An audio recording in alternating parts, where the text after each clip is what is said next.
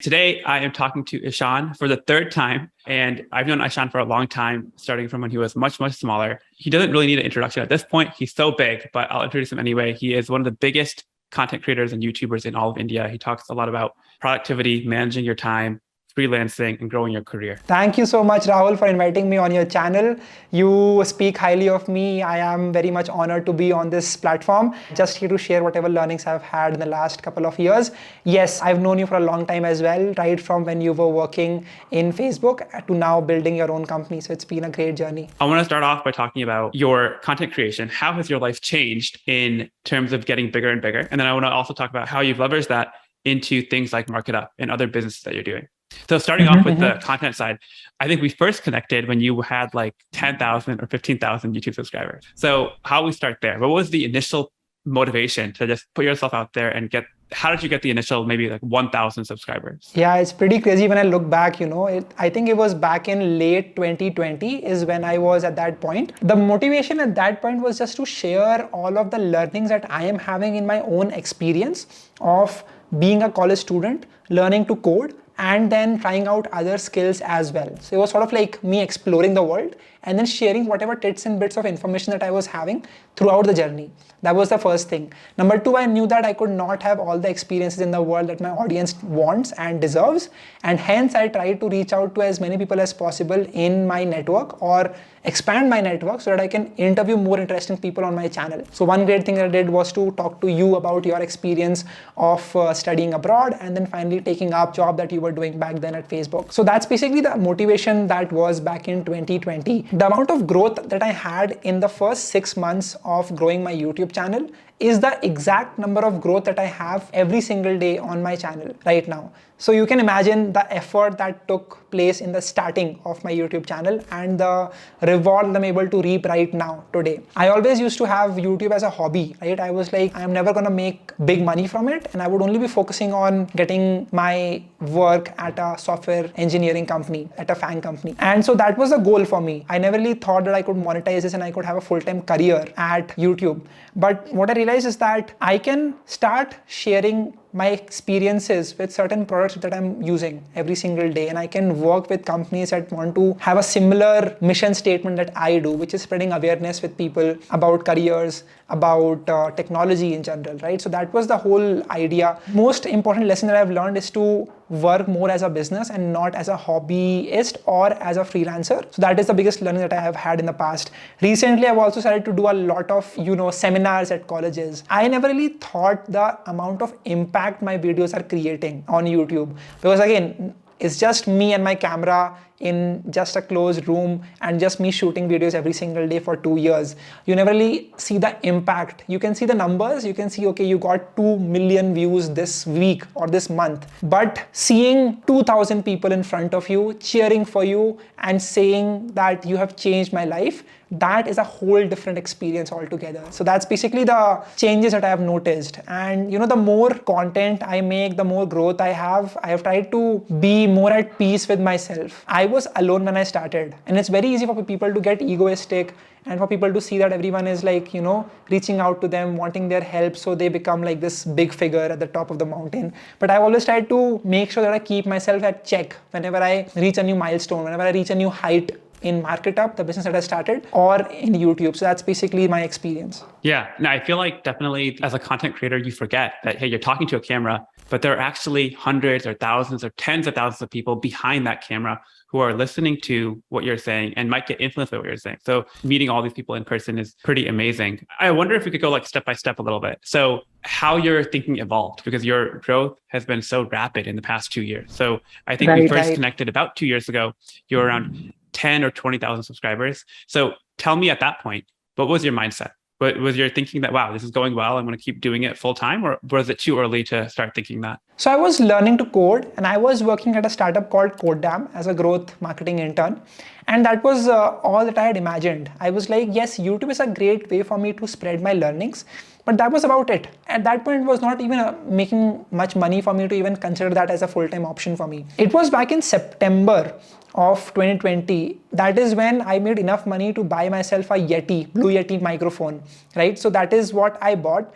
And I had a great realization that my first earning from YouTube, I could afford a mic from that. So that was a great shift that I had, that I could actually use the revenue from YouTube and it could sustain my expenses. So that was the first thing that happened to me. Later on, I started to work with companies in the coding edtech sector here in India. What subscriber count you were at when that started happening? So first of all, when I was at 3,000 subscribers, I never expected, but Unacademy just reached out to me because I had made a Python tutorial playlist. I just made 4 to 5 videos, 10 minutes long each. I did not even know that what opportunities will this reap for me. I was completely unaware. I was not getting enough traction on those videos as well. So I just stopped making the next few videos. But somehow someone from Unacademy watched those videos and reached out to me. Those videos only got like max to max 100 views. But I think what's really important is the right type of views from people, right? So someone from Unacademy saw my content, they liked it, they reached out to me. And from October of 2020 is when I started working with Unacademy as a coding instructor. So that was the basic journey that I had back then. Then I got reached out by companies like Geeks for Geeks, as well as some other ones, for me to make videos for their YouTube channel. So I did that with them and that was a good experience as well. And then I started moving into the next category, which was multiple companies in the coding edtech space reaching out to me with offers. They were saying that, hey Shan, we want you to work as a full-time YouTube content strategist. And I realized that I could either work with any of these and I could maybe make decent money with that. But what if I can work with all of these companies, which were 3 at that point. And then I could work with my co-founder and I could build a team around myself. Let me just pause here. I think there are 2 really important things I want to call out. One is you had this offer to be a YouTube content strategist. And I think what you did, which I think is so smart, is you flipped the question on its head. So rather than you being an employee, like one of many who could do the YouTube content strategy, you instead said, hey, I will now become the owner. I will have equity. I'll have a team around me. And we will do it for many people. So I think that's the idea of levers that you talked about earlier, which is so smart. But the thing with content creation is that there's so much unknown. There's so much nonlinear growth. And you're a great example, right? You had literally 3,000 subscribers and already you were able to have a really interesting discussion with Unacademy or these other people who are reaching out. So you don't have to be enormous. You don't have to be, 100,000, a million subscribers to start doing interesting things with just teaching and putting yourself out there. And so being open to the unknown, like you were, is actually a really valuable skill. Yeah. I used to hustle a lot back in that day. There was one more company which was basically a job search platform, sort of like Naukri and other job platforms. So basically I was supposed to make videos for job openings in various companies in India back then. It was just a labor focused task. Like I was just shooting videos. The videos were monotonous. I was basically talking about the job description. So I would do that. I used to make about 60 videos every single month for their YouTube channel. On the other side, I was working on my own YouTube channel, putting about 15 videos over there. And I was also working with Unacademy, putting out one lecture, 1 hour long, live teaching the kids every single day. And I was making videos for Geeks as well. So it was like a crazy time at that point. I did not know what is happening, where am I going. I just knew that I should say yes to as many opportunities as possible because it was a time for me to learn. Like there is a point where you want to say no, but I think at that point where I did not have much experience about working in the corporate ecosystem, I wanted that as much as possible. Yeah. When we first connected, I remember you talking about how many different things you were doing. I was so impressed. Like, wow, you're literally recording probably 2 or 3 videos per day. Like it's a crazy output that just hard to sustain. And actually, that's what I wanted to touch on next is, okay, so you keep growing. At what point do you think you start having enough inbound, enough people who are interested that you can start saying no because you have enough good opportunities coming in? Like at roughly what subscriber count were you? Like was that 50K, 70K?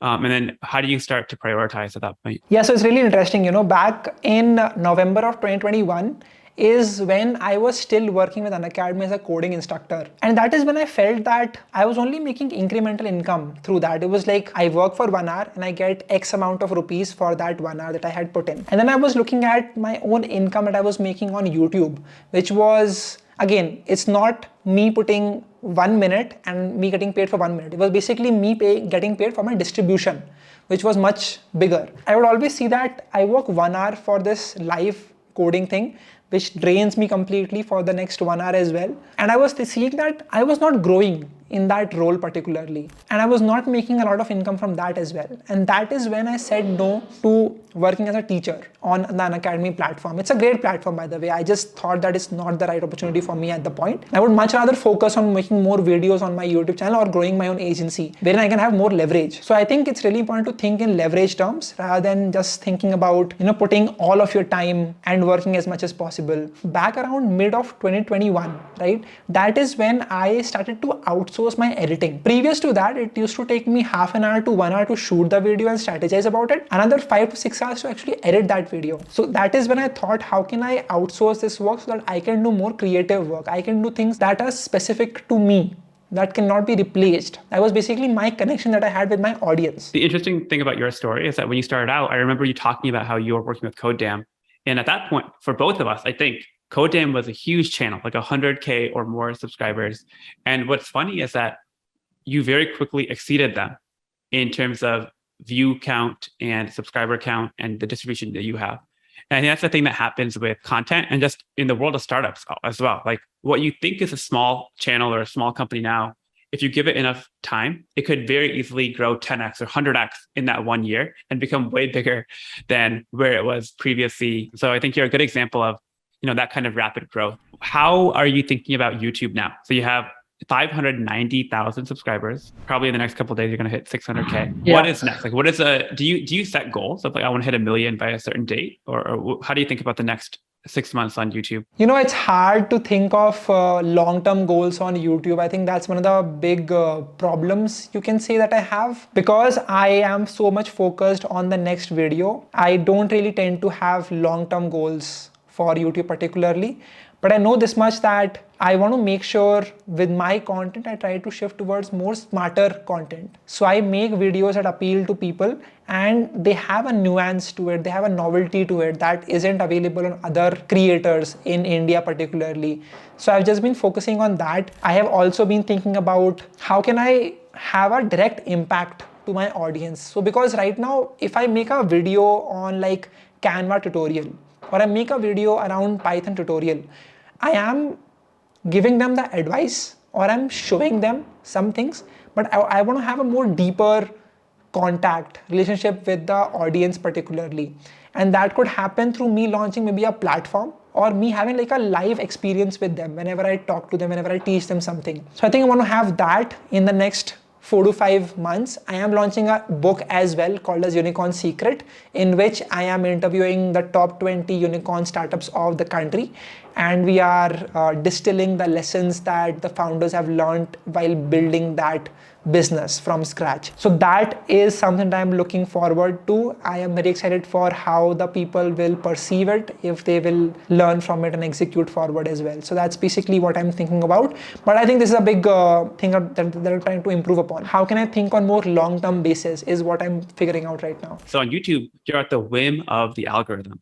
The algorithm will determine how many people see your content, for how long they see the content. Whereas if you're able to say, hey, I'm going to take it off platform and I'm going to deliver way more value to the user in a way that YouTube wouldn't be able to allow me to do, I can now have a much more stable revenue source and I can have a deeper connection with them. So it's like a win all around. I think that's the plan. That is also the reason why I made my own startup, MarketUp. So the idea was that it's like a two-pronged approach, right? One way I am trying to make sure that I give as much opportunities as possible to my audience for video editing or thumbnail designing or creative writing. And at the same time, I can use this talent that I have and serve companies who are looking for growing on YouTube and building an organic traction channel. So that is what the idea has been. Again, I cannot take 1,000 people in my company, that would be too big. And that is why I want to have like a platform where people can be served in a much better way than what I'm already doing with my own company. Yeah, I think I'm doing the very same thing with jointaro.com. The idea is, okay, you have this knowledge you can share through YouTube, but what if we now make a platform where other people can ask and answer questions and have a much deeper impact that way? So wonderful. I'm learning a lot from how you do it as well with MarketUp, which I think is a great service. I'm glad. Okay, I think that's pretty much it. So I think, basically I wanted to document as you grow from 0 to 500K subscribers on YouTube, how has your life changed? How have the different opportunities changed? And how do you leverage that into opportunities off of the platform. And so I think, it's really inspiring to see how quickly you've grown. And I'm excited for you to hit the 1 million mark at some point in the next year. I hope it happens soon. In let's just say 4 to 5 months. Yeah, I think it'll happen. Well, okay, Ishan, thank you for being here and looking forward to chatting more in the future. Thank you so much, Rahul, for having me on your channel. I hope people got some insights from this video. Yes, I will leave a link for Ishan's channel in the comments. And then please do drop whatever thoughts or feedback you have